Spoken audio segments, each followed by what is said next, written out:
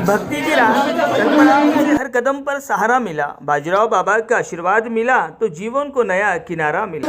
मंजिल वही पाते हैं जिनके कदम श्रद्धा से उठते हैं। नमस्कार, मायाभावी हिंदी समाचार में आपका स्वागत है और मैं हूं शेख इस्माइल।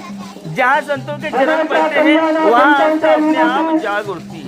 बेला मंडल के मनियारपुर ग्राम पंचायत के कामगारपुर गांव से आज संत बाजीराव बाबा की पावन पालकी श्रद्धा और भक्ति के साथ सुखने गांव के लिए रवाना हुई। साल 2013 से लगातार हर साल निकलने वाली ये पालकी आज भी बाबा के बताए हुए सत्य, सेवा और सदाचार के मार्ग की याद दिलाती है। पालकी रवाना होने से पहले बाबा की भव्य पूजा अर्चना की गई। इसके बाद भजन कीर्तन और जय घोष के बीच श्रद्धालु पालकी के साथ आगे बढ़े। पूरा गांव भक्तिमय माहौल में डूबा नजर आया।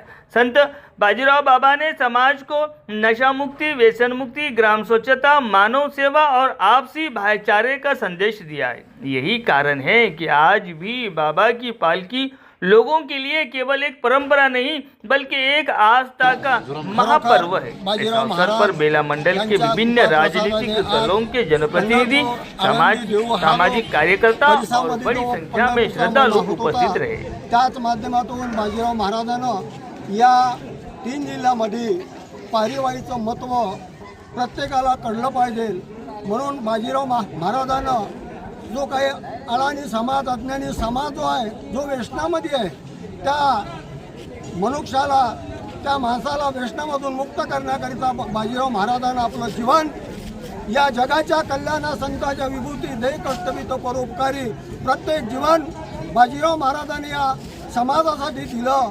म्हणून बाजीराव महाराजांची कृपा अशी राव आणि प्रत्येकाला ज्ञान समजून आपला प्रपंच चांगला करून व्यसनामधून मुक्त याच करता हा धार्मिक आध्यात्मिक कार्यक्रम आहे आणि प्रत्येकाचा बाबाजीबद्दल प्रेम आहे। हर समाज असो, कोणताही समाज असो, बाजीराव महाराज भगवान का अवतार आहे।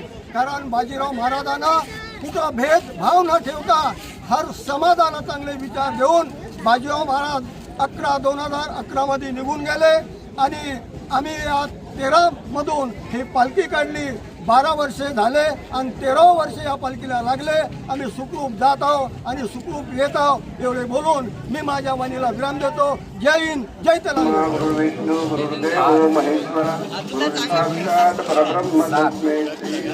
2026 शुक्रवार या दिवशी कामगारपूर गावामधून पायवारी पालखी सोहळा कामगारपूर ते सुकणे गाव इथपर्यंत जाण्याचा आज प्रारंभ होत आहे। ही एक आमच्या मनियारपूर ग्रामपंचायतमध्ये कामगारपूर एक हॅबिटेशन गाव आहे। एक आम्हाला कामगारपूरवाल्याला उत्साह, आनंद आहे, तेवढाच आमच्या मनियारपूर ग्रामवासियांना सुद्धा हा आनंद लुटण्याचा मौका आहे। ही पायवारी पालखी सोहळा सातत्यानं 13 साल झाले ही चालू आहे। त्या पायवारी पालखी सोहळ्याचे अध्यक्ष मधुकर महाराज ठाकरे गुडा, तसेच या पायवारी पालखी सोहळ्याचे संचालक दत्ताबुवा ठाकरे महाराज मनियारपूर आणि त्यांच्यासोबत बरेचसे जे या आध्यात्मिक सानिध्यामध्ये प्रवचनकार, कीर्तनकार जे आहे यांचा समूह जमला आहे। त्यामुळे हा एक भव्य कार्यक्रम, आध्यात्मिक कार्यक्रम हा 13 साल झाले सातत्याने निघत आहे आणि त्यांच्या पाठोपाठ सर्व आजूबाजूच्या गावातील लोक म्हणजे ज्या राजकारणातील क्षेत्रात असो या सामाजिक क्षेत्रात असो, सर्व जाती पंथाचा भेद न करता, कोणताही गरिबी अमिरीचा भेद न करता हा सोहळ्यामध्ये महिला, पुरुष, युवक हे सर्व सामील होतात।